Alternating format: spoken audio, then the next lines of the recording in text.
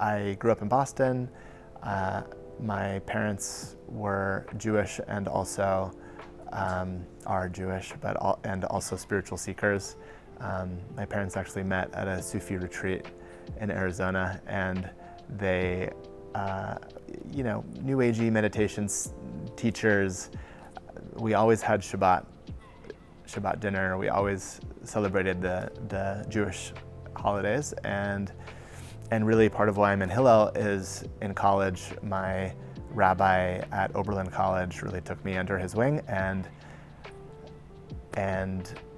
asked me to step up to lead services, and I became very actively involved in Jewish life in college, and we had a kosher halal co-op at Oberlin, so the most observant Jews and Muslims ate together. And I've just found this incredibly enriching. And as a rabbi, Jewishly, we were part of the Jewish renewal movement as well growing up in Boston, which is basically a neo-Hasidic movement founded by Rabbi Zalman Schachter Shalomi, who was really a boundary crosser and multi-religious person, and of course very rooted in Jewish tradition at the same time. So that's one of my models. But I think the teachings that most resonate and that most inform my work, or that I go to first, are the teaching that we were all created B'Tselem Elohim, in God's image, and truly need to treat everyone as a child of God and as reflecting divinity, and also the commandment to both love the stranger and love your neighbor. And as I often tell students, the best is when the stranger becomes your neighbor, or the stranger becomes your friend. And so we're taught v'ahavta l'reacha kamocha. We say it every morning. Love your friend or neighbor as yourself. And so that's what inspires me in this work. I was born and grew up in Bosnia, which is a small country in Europe. My parents are Muslim, and I was born Muslim. I did my undergraduate studies there in Sarajevo, which many refer to as European Jerusalem. But as a child, I experienced how bad ethnic and religious conflict can be, and how much harm it can bring to society, but also after the war, how important interfaith cooperation was for restoration and bringing people back and building bridges. And then when I came to the US, I was Imam in New Jersey for 7 years, and then started building those relationships with neighbors in the area. And then my studies were at Hartford Seminary, now Hartford International University, where focus was on, or one area that I was focusing on was Christian-Muslim relations. And it really inspired me to engage more in building interfaith relationships and developing appreciative knowledge about other faiths and backgrounds. Teaching that inspires me most is the teaching from the Quran, where God says that He created us, mankind, from a single male and female, and made us into nations and tribes that we may know one another. And really getting to know one another is engaging with one another and building those relationships, and that the best of us is the one who are most aware of God, or in words of Prophet Muhammad, peace be upon him, the best of you are those who are most beneficial to other people. So really it reminds us about humanity or human family, that before anything else we're human beings, we're humans, and we need to start there and to get to know each other as human beings, and then build on that. If we start there, it is a strong foundation, and then we will appreciate more one another. But also we will think about ways how we can serve our purpose on earth as God's representatives. And it is how we can be most beneficial to those that are around us, regardless of their backgrounds and worldviews. I think part of our work is, and education as well, is modeling or applying theory that we are inviting people to learn about. So when first vigil happened or was announced, I was thinking, okay, what's the best way for me to respond to this? And then I usually ask the question, how would I feel if I was part of that community? So what would bring meaning for me, and what would make things better for me, what I would appreciate? Answer was, I would appreciate if all these smaller communities in our broader community come and support my grief. If I lost family member, if I'm impacted with this devastating event or attack that happened, I would appreciate support from those that I share various spaces with. So I decided to be present at the first vigil. And some of our students were present as well.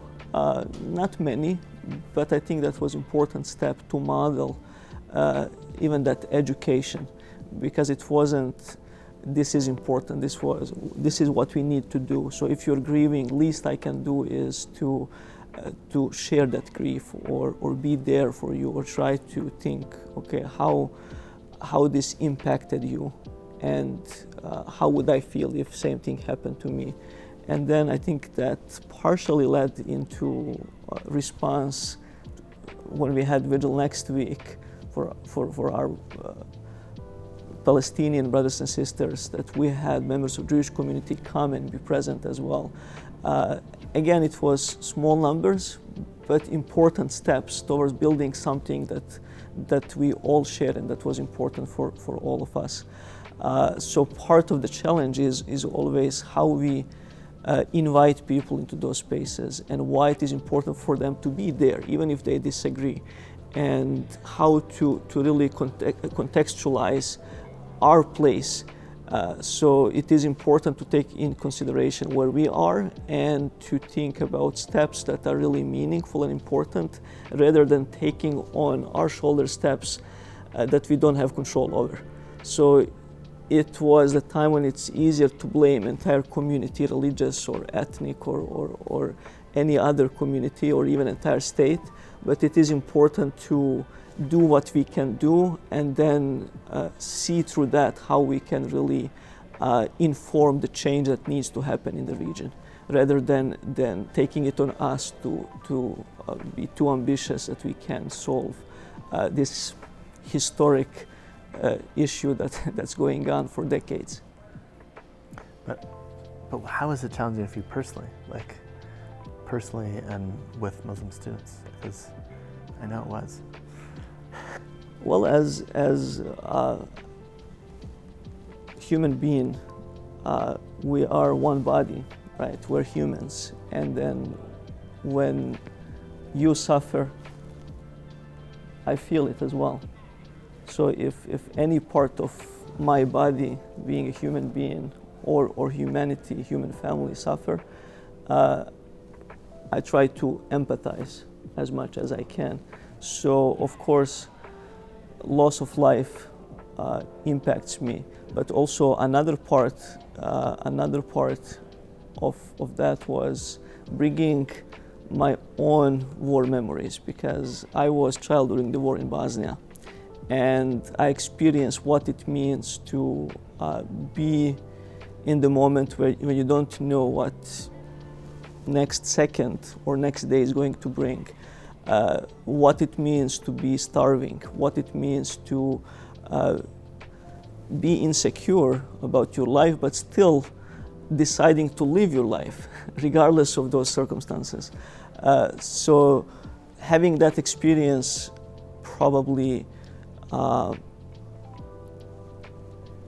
helps me, if it's the right word to say, helps me to feel suffering of anyone in the world in a different way, because I'm able to relate to that and I can connect to suffering, being it a terrorist attack, being it any other kind of suffering like starving or not having drinking water or not having basic necessities that we need to live.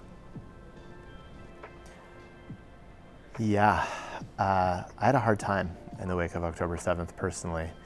I had a hard time sleeping, and I decided I need to take social media off of my phone for like a month, and that's what I did. And I encourage my students to do that as well, even though I don't think anyone listened to me. There's just so much toxicity online in the wake, and people who I thought I was close to saying such demonizing things about Israel, and at the same time realizing that everyone's just processing it, and social media is kind of a way for people to process, even though to adults it sounds like people making statements from a rooftop. So I think I at some point just softened around it, and also it's just like this I can't be affected by the things I scroll, and tried to make that message with students as well. And yeah, I mean, I had an incident with a Jewish student in an off-campus house. There were 3 Jewish students who were, I think 2 of them were Israeli American, and 1 Egyptian Muslim student in a off-campus apartment together. And the Muslim student had answered an ad like looking for a roommate. They had never gotten to know each other.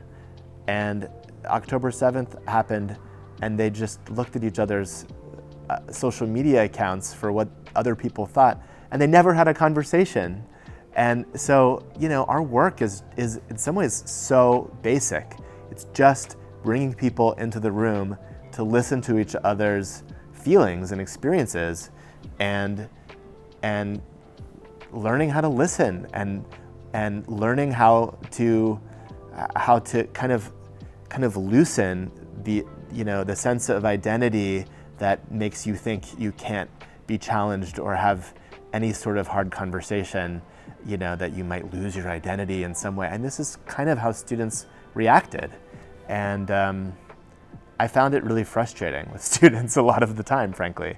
And Amir didn't mention this, but I know he also experienced this, of talking to students who just have no room to hear anything else, and therefore don't want to engage in dialogue, and therefore just feel too threatened,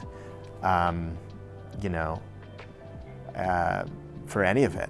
And so part of it is helping students rewire their brain that having difficult conversations actually is grounding, and actually is not threatening, and if anything, makes you feel more connected and makes you feel more safe emotionally among the diverse campus that you're a part of. And so that's my main thing to say.